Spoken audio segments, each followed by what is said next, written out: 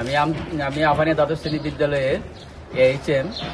আজ স্কুলে আসার পর আমরা প্রথমে মর্নিংয়ে লক্ষ্য করলাম যে প্রথমেই আমাদের যে মেইন ফটকটা যে গ্রিলের তালা ভাঙা।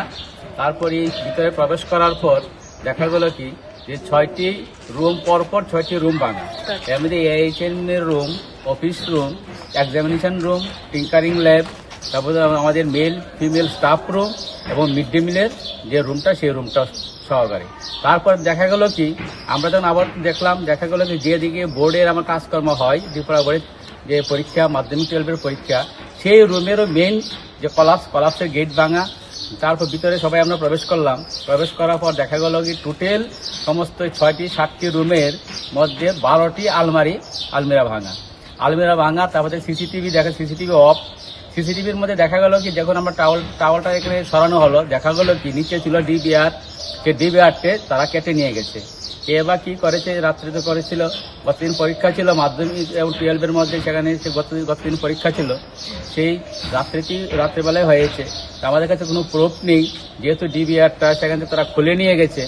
তারপর দেখা গেল কি যে আমাদের এক্সাম সেকশনের সমস্ত আলমারিগুলি ভাঙা, পেপারগুলি উলটপালট করা, অফিস রুমের পেপারগুলি উলটপালট করা। তারপর দেখা গেল যে সার্ভিস বুক যারা ছিল এখানে সমস্ত এমপ্লয়ি, সেই আলমারিটা ভাঙা, সেগুলিও উলটপালট করা। আর দেখা গেল কি যে আমার যে এইচএম রুমের যে আমাদের যে মেইন আলমারিটা, সেই আলমারিটাও ভাঙা, সেই আলমারিটা খোলা, কিন্তু সেখানে আমাদের যে অন্যগুলি কোনো কিছু সেখানে আমাদের মিসিং হয়নি। মিসিং হয়েছে ডিবিআরটা মিসিং হয়েছে, বাকিগুলি অক্ষত অবস্থায় আছে। আর কিছু মেল স্টাফ রুমে একটা আলমারির মধ্যে কিছু টাকা ছিল, সেই টাকাগুলি আমরা পাইনি। আর তো এখানে আমরা সকালবেলা আসার পর আমতলী থানাতে আমরা সেখানে ইনফর্ম করার পর তার পুলিশ সেখানে আসলো, তারা এসে সেখানে আসলো, সবগুলি তারা ছবি তুলে নিল, সবগুলি দেখলো। দেখার পর আমরা সেখানে গিয়ে জিডি এন্ট্রি করলাম।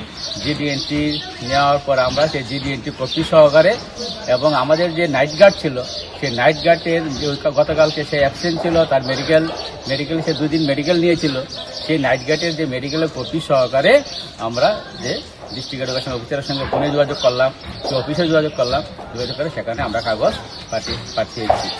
এই পর্যন্ত আমরা এখন পর্যন্ত আছি। আর দরজাগুলি সেখানে যেগুলো ভাঙা হয়েছে সেগুলি রিপেয়ারের জন্য এখন তো আমরা চেষ্টা করছি। আর আলমারিগুলিতে এখন ভাঙা অবস্থা আছে, এখন দরজাগুলি এখন আপাতত রিপেয়ারিং করছি। আর বাকিগুলি দেখা যাক আগামী দিনে ওয়ার্কিং ডেতে কী করা যায়। আর আমরা এই ব্যাপারে, এই সমস্ত এই যে ঘটনার ব্যাপারে আমরা এসএমসির চেয়ারম্যান, ভাইস চেয়ারম্যান, এসএমসির চেয়ারম্যানকে জানানো হয়েছে। মাননীয় এসএমসি চেয়ারম্যান মহাশয় এখানে উপস্থিত আছেন, এবং আমাদের বিভিন্ন নেতৃস্থানীয় যে লোক আছে সেখানেও জানানো হয়েছে, এবং বিভিন্ন অফিসেও আমরা জানানো হয়েছে। আর এখানে এসএমসি যে চেয়ারম্যান সাহেব এখানে আছেন, উনিও এই ব্যাপারে অবগত। চেয়ারম্যান সাহেব